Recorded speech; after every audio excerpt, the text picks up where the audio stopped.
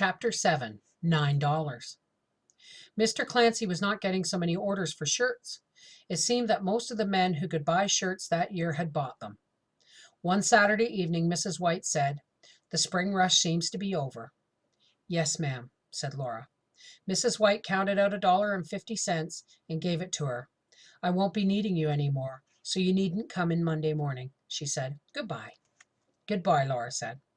She had worked 6 weeks and earned $9. $1 had seemed like a great deal of money only 6 weeks ago, but now $9 was not enough. If she could only have earned one more week's wages, that would have made $10 and a half, or 2 weeks would have made a whole $12. She knew how good it would be to stay at home again, to help with the housework and to do the chores and work in the garden, to go walking with Mary and gather wildflowers, and to look forward to Pa's homecoming at night. But somehow she felt cast out, hollow inside. Slowly she went along the path beside Main Street. Pa was working now on the building at the corner of Second. He stood by a stack of shingles waiting for Laura, and when he saw her, he sang out, "Look what we've got to take home to your ma." In the shade of the shingle stood a bushel basket covered with a grain sack. Inside it was a small rasping of claws and a cheeping chorus, "The chickens." "Bo's brought 'em in today," said Pa. 14 of them, all healthy and thriving. His whole face was beaming with the anticipation of Ma's delight. He told Laura, "The basket's not heavy. You take one handle and I'll take the other, and we'll carry them level between us." They went down Main Street and out on the road toward home, carrying the basket carefully between them. Sunset was flaming in crimson and burning gold over the whole sky. The air was filled with golden light, and Silver Lake to the east was blazing like fire. Up from the basket came the chickens' wondering and anxious cheeping. "Pa, Mrs. White doesn't want me any more," Laura said. "Yes, I guess the spring rush is about over," said Pa. Laura had not thought that Pa's job might end. "Oh, Pa, won't there be any more carpenting either?" she asked. "We couldn't expect it to last all summer," said Pa. "Anyway, I'll have to be making hay pretty soon." After a while, Laura said, "I only earned $9, Pa." "$9 is nothing to sneeze at," said Pa. "You've done good work, too, and fully satisfied Mrs. White, haven't you?" "Yes," Laura answered honestly. "Then it's a good job well done," said Pa. It was true that was some satisfaction. Laura felt a little better. Besides, they were taking the chickens to Ma. Ma was delighted when she saw them. Carrie and Grace crowded to peep at them in the basket, and Laura told Mary about them. They were healthy, lively chicks, with bright black eyes and bright yellow claws. Already the down was coming off them, leaving naked patches on their necks, and the sprouting feathers were showing on their wings and tails. They were every color that chickens are, and some were spotted. Ma lifted each one carefully into her apron. "Mrs. Boast can't have got these all from one hatching," she said. "I don't believe there's not more than 2 cockerels among them. The Boasts have got such a head start with chickens, likely they're planning to eat fryers this summer," said Pa. "It may be she took a few cockerels out of this flock, looking on them as meat." "Yes, and replace them with pullets that will be layers," Ma guessed. "It would be Mrs. Boast all over. A more generous woman never lived." She carried the chicks in her apron to set them one by one in the coop that Pa had already made. It had a front of laths to let in air and sun, and a little door with a wooden button to fasten it.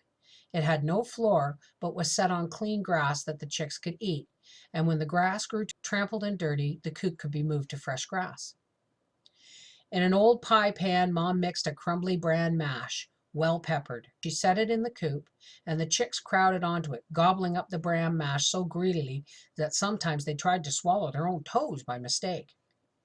When they could eat no more, they perched on the edge of the water pan, and scooping up water in their beaks, they stretched up their necks and tilted back their heads to swallow it. Ma said it would be Carrie's task to feed them often and to keep their water pan filled with cool, fresh water. Tomorrow she would let the chickens out to run, and it would be Grace's part to keep a sharp lookout for hawks. After supper that evening, she sent Laura to make sure that the chicks were sleeping safely. All the stars were shining over the dark prairie, and a sickle moon was low in the west. The grasses were breathing softly, asleep in the quiet night. Laura's hand felt gently over the sleeping chicks, huddled warm together in a corner of the coop. Then she stood looking at the summer night. She did not know how long she stood there until she saw Ma coming from the house. "Oh, there you are, Laura," Ma said softly. As Laura had done, she knelt and put her hand through the coop's door to feel the huddled chicks. Then she, too, stood looking. "The place begins to look like a farm," she said. The oat field and cornfield were shadowy pale in the darkness, and the garden was bumpy with lumps of dark leaves. Like pools of faint starshine, among them spread the cucumber vines and the pumpkins. The low sod stable could hardly be seen, but from the house window a warm yellow light shone out. Suddenly, without thinking at all, Laura said, "Oh, Ma, I do wish Mary could go to college this fall."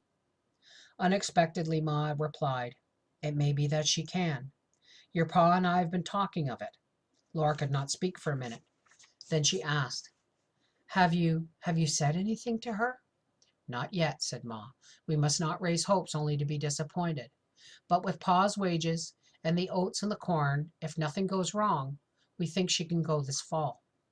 We must trust ourselves to contrive to keep her there till she finishes the full 7 years course, both college and manual training."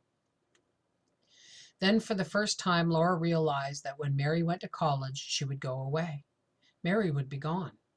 All day long Mary would not be there. Laura could not think what living would be without Mary.